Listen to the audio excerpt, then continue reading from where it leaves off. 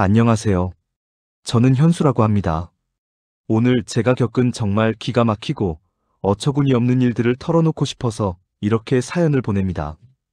제 이야기를 들으시면 세상에 이런 반전이 실제로 일어날 수 있나 싶으실 텐데 저도 아직까지 믿기지 않을 정도로 충격적인 일들의 연속이었어요.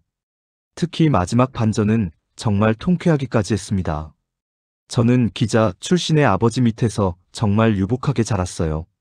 어머니도 너무 자상하셨고 우리 집은 꽤 큰 저택이었는데 마당에서 골든 리트리버 한 마리를 키웠거든요. 저는 외동이라 그 개가 정말 형제 같았어요. 제 가장 친한 친구였죠. 아버지가 정치 쪽 기자셨는데 그래서인지 집에 손님들이 정말 많이 오셨어요. 대부분 시커먼 양복을 입은 어른들이었는데 오실 때마다 제게 용돈을 주셨거든요. 꽤 짭짤했던 기억이 있어요. 그 돈은 제 방에 있는 저금통에 늘 저축했고 연말마다 불우이웃 돕기 성금으로 냈어요. 부모님이 그렇게 하라고 가르쳐 주셨거든요. 정말 매일이 즐겁고 행복했던 어린 시절이었어요. 친구들도 많았고 학교에서도 인기가 좋았어요. 집이 크다 보니 친구들이 놀러 오는 것도 좋아했고 어머니는 항상 맛있는 간식을 준비해 주셨어요. 그런데 제가 중학교 2학년 때 정말 청천벽력 같은 일이 벌어졌어요. 아버지가 어떤 일에 휘말리게 된 거예요. 정확히 무슨 일인지는 어린 제가 다 이해할 수 없었지만 재판까지 받게 되었어요. 아버지는 유능한 변호사들을 포섭하느라 재산을 다 써버렸어요. 온갖 방법을 모색했지만 결국 감옥에 가게 되었죠. 그 순간 저희 가족의 인생이 완전히 바뀌었어요. 어머니와 저는 하루아침에 길거리에 나앉게 되었거든요. 저택은 경매로 넘어갔고 사랑하던 개도 다른 집에 보내야 했어요. 정말 눈앞이 캄캄했어요. 할 수 없이 할머니 댁에 들어가게 되었는데 할머니는 화병으로 몸져 누우셨어요. 할아버지는 어머니 탓을 하시더라고요. 여자가 잘못 들어와서 사단이 났다며 매일 구박하셨어요. 어머니는 눈물로 세월을 보내셨고 저도 학교에서 친구들의 시선을 견디기 힘들었어요. 몇 년 후 아버지가 출소하셨지만 충격으로 완전히 딴 사람이 되어 계셨어요. 새 가족이 다시 모여 살게 되었지만 예전 같지 않았어요. 아버지는 말수가 극도로 줄어들었고 어머니는 계속 우울해하셨어요. 더 충격적인 건 주변 사람들과 친구들의 태도 변화였어요. 예전에는 저를 좋아하던 친구들이 갑자기 거리를 두기 시작했어요. 어른들도 마찬가지였고요.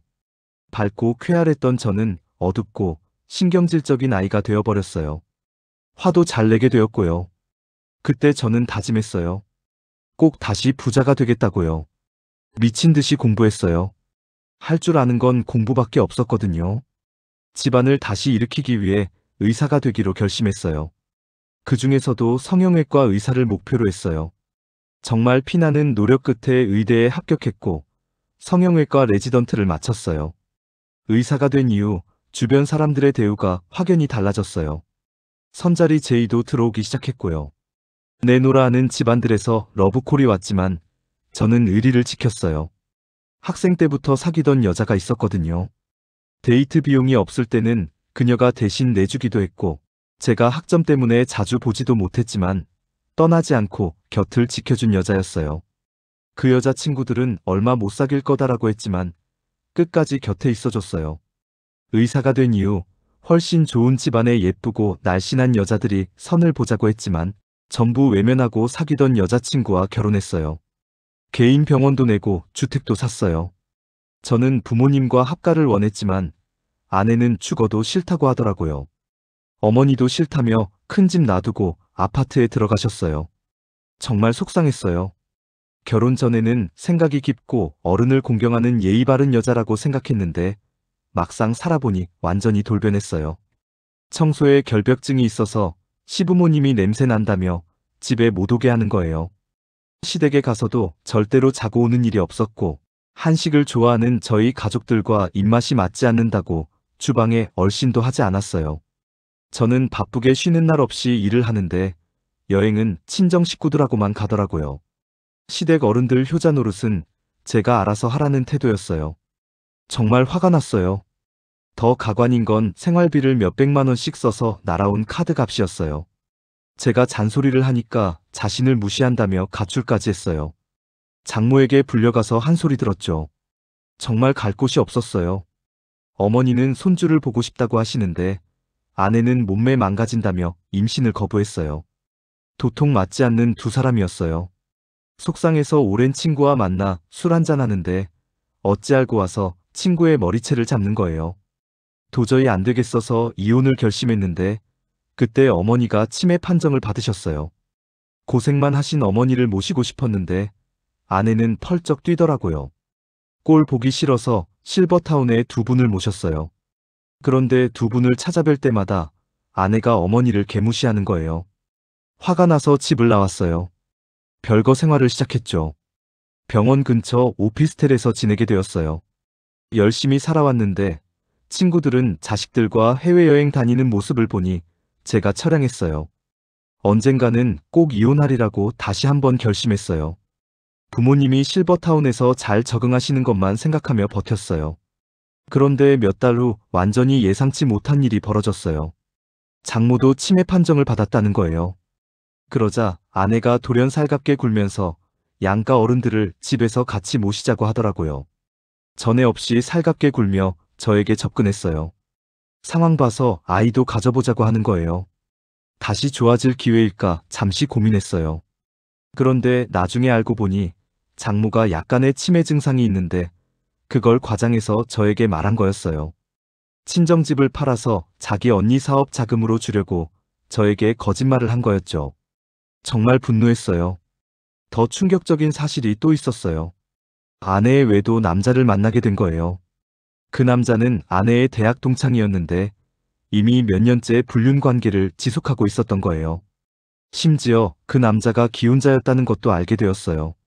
더 이상 재어볼 것도 없이 이혼을 결정했어요. 상간남 증거를 제출하고 위자료를 청구했어요. 재산 분할도 요구했고요. 그간 아내가 아내 역할에 충실하지 않았던 증거들, 백화점에서 막 긁어댄 카드 내역들을 전부 증빙했어요. 제가 몰래 친정집에 돈을 갖다 준 것도 증거로 제출했어요. 심지어 아내가 저 몰래 제 통장에서 몇 천만 원을 빼서 친정에 준 것도 밝혀냈어요. 변호사와 상담하면서 모든 증거를 완벽하게 수집했어요. 아내의 외도 증거는 물론이고 그동안 저를 속이고 돈을 빼돌린 모든 증거들을 확보했어요. 특히 장모의 가짜 치매 진단서까지 발견했을 때는 정말 어이가 없었어요. 재판 과정에서 아내 측 변호사가 온갖 억지를 부렸지만 저쪽에서 할 말이 없었어요. 증거가 너무 확실했거든요. 결국 한 푼도 주지 않고 이혼에 성공했어요. 그때서야 아내가 아픈 장모를 들먹이며 사정하더라고요. 가짜 연기를 보며 또 한 번 분노했어요. 미련 없이 인연을 끊었어요. 재판 과정에서 더 놀라운 사실들이 밝혀졌어요. 아내가 결혼 초기부터 저를 이용할 계획이었다는 거예요. 친구들과의 대화 내용을 녹음한 파일에서 의사 남편 잘 구워 삶아서 돈 많이 뜯어내야지라는 말까지 나왔어요. 심지어 외도 상대방과의 대화에서는 남편이 바보라서 속이기 쉽다. 조금만 더 참으면 재산 절반은 가져올 수 있다는 내용도 있었어요. 정말 치밀하게 계획된 결혼 사기였던 거죠. 가장 충격적이었던 건 아내가 임신을 거부한 이유도 따로 있었다는 거예요. 외도 상대방과의 대화에서 아이 낳으면 이혼할 때 불리하다. 몸매 관리해서 다른 남자 만나야 한다는 말까지 나왔어요. 재판부도 이런 증거들을 보고 경악했어요. 판사님이 이런 악질적인 사기 결혼은 처음 본다고 하실 정도였어요. 결국 아내는 위자료는커녕 재산 분할도 한 푼 받지 못했어요. 오히려 저에게 정신적 피해 보상금을 지급하라는 판결이 나왔어요. 외도 상대방도 저에게 손해배상을 해야 했고 그 남자의 부인에게도 사실을 알려줬어요. 그 부인도 즉시 이혼 소송을 제기했더라고요. 가장 통쾌했던 순간은 최종 판결이 나던 날이었어요. 아내가 법정에서 울면서 용서를 빌었지만 이미 늦었죠. 판사님이 피고의 행위는 반사회적이며 도덕적으로 용납될 수 없다고 하시면서 저에게 완전 승소 판결을 내려주셨어요. 법정을 나오는데 아내의 어머니가 쫓아와서 사위 잘못했으니까 용서해 달라고 하더라고요. 그때 제가 한 말이 지금도 기억나요. 이제 사위가 아니니까 신경 쓰지 마세요라고 했어요. 현재는 병원 근처 오피스텔에서 지내고 있어요. 작지만 속 편해요. 수술 실력이 인정받아서 병원도 잘 되고 있고, 이혼한 게 소문나면서 중매 제의도 꾸준히 들어와요. 하지만 당분간은 혼자 지내며 싱글 생활을 즐길 예정이에요. 실버타운에서 부모님이 잘 지내고 계셔서 만족하고 있어요. 특히 어머니 치매 증상이 많이 호전되셨어요. 좋은 환경에서 치료받으시니까 효과가 있나 봐요. 요즘은 새로운 취미도 생겼어요. 어릴 때 키웠던 게 생각이 나서 다시 강아지를 입양했어요. 이번에는 골든 리트리버 대신 작은 말티즈인데 정말 귀여워요. 오피스텔이 작아서 큰 개는 키울 수 없었거든요. 병원 일이 끝나면 강아지와 함께 한강공원을 산책해요. 정말 평화로운 시간이에요. 예전에는 아내 눈치를 보느라 이런 소소한 행복도 누리지 못했었는데 지금은 제가 하고 싶은 대로 할 수 있어서 좋아요. 친구들도 제 변화를 보고 놀라워해요. 예전에는 항상 스트레스 받고 짜증내던 제가 이제는 여유롭고 밝아졌다고 하더라고요. 정말 독한 여자와 헤어지니까 인생이 이렇게 달라지는구나 싶었어요. 병원에서도 분위기가 많이 좋아졌어요. 예전에는 집에서 받은 스트레스 때문에 직원들에게 짜증을 낼 때가 많았는데 지금은 웃으면서 일할 수 있어서 모든 게 순조로워요. 환자들도 제가 밝아졌다고 말씀하세요. 특히 어머니가 가끔 병원에 놀러 오실 때가 제일 행복해요. 치매 증상이 호전되면서 예전의 자상한 모습을 많이 되찾으셨거든요. 아버지도 많이 건강해지셨고요. 아내와 결혼해 있을 때는 부모님을 자주 못 뵈었는데 지금은 일주일에 두세 번은 실버타운을 방문해요. 부모님도 제가 이혼한 걸 오히려 다행이라고 하세요. 그런 며느리와 평생 살았으면 큰일 날 뻔했다고 하시더라고요. 요즘 가장 기분 좋은 일은 전 아내가 완전히 몰락했다는 소식을 듣는 거예요. 외도 상대방도 이혼당하면서 재산을 다 뜯겼고 전 아내는 갈 곳이 없어서 친정에서 눈치 보며 지내고 있다고 하더라고요. 친정어머니도 결국 치매가 아니라는 게 밝혀지면서 사기 행각이 다 드러났거든요. 동네에서 완전히 매장당했다고 해요. 자업자득이죠. 며칠 전에는 정말 황당한 일이 있었어요.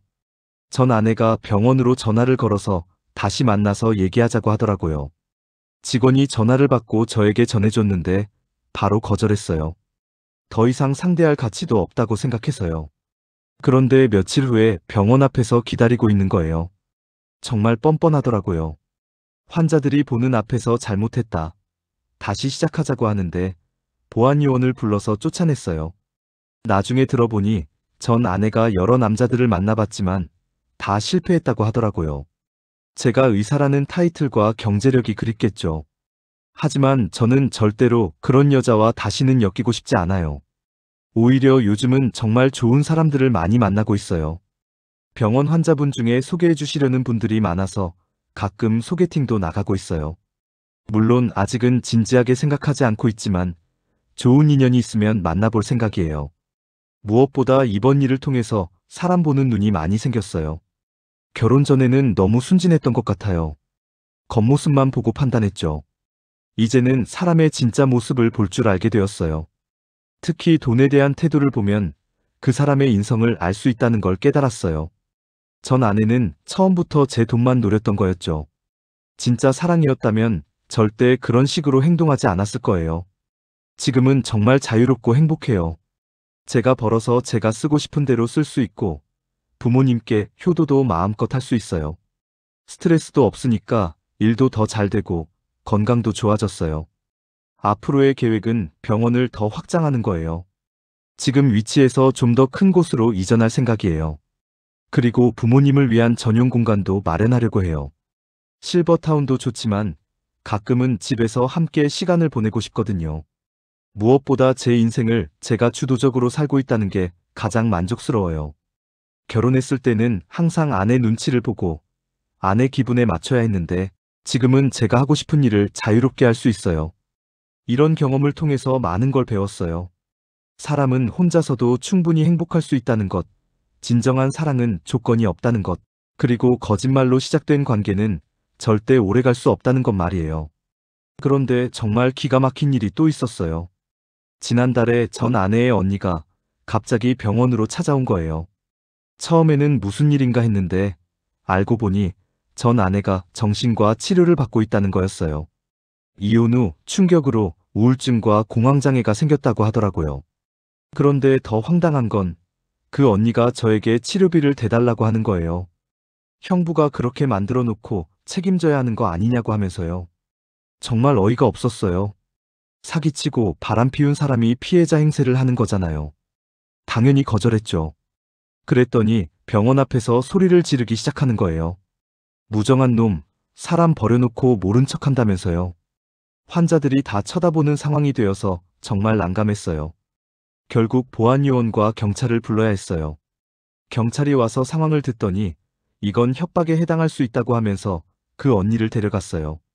나중에 알아보니 전 아내 가족들이 경제적으로 완전히 망했더라고요. 친정아버지 사업이 부도가 났고 어머니는 사실 치매가 아니라는 게 밝혀지면서 동네에서 완전히 왕따가 됐대요. 전 아내도 외도했던 남자에게 버림받고 취업도 안 되고 완전히 바닥까지 떨어진 상황이었던 거죠. 그래서 마지막 희망으로 저를 다시 붙들려고 했던 거예요. 하지만 이미 늦었죠. 저는 그들에게 더 이상 아무런 의무도 없고 도와줄 생각도 전혀 없어요. 며칠 후에는 더욱 기상천외한 일이 벌어졌어요. 전 아내가 직접 병원으로 찾아와서 임신했다고 주장하는 거예요. 제 아이라고 하면서 양육비를 달라는 거였어요. 정말 마지막 발악이었죠. 하지만 저는 이미 준비가 되어 있었어요. 별거 기간 중 혹시 모를 상황에 대비해서 모든 만남을 녹음하고 기록해뒀거든요. 그리고 별거 후에는 단 한 번도 만난 적이 없다는 걸 증명할 수 있었어요.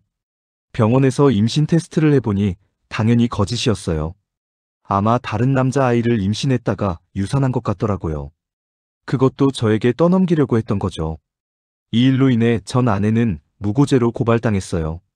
저뿐만 아니라 다른 남자들에게도 비슷한 거짓말을 했다는 게 밝혀졌거든요.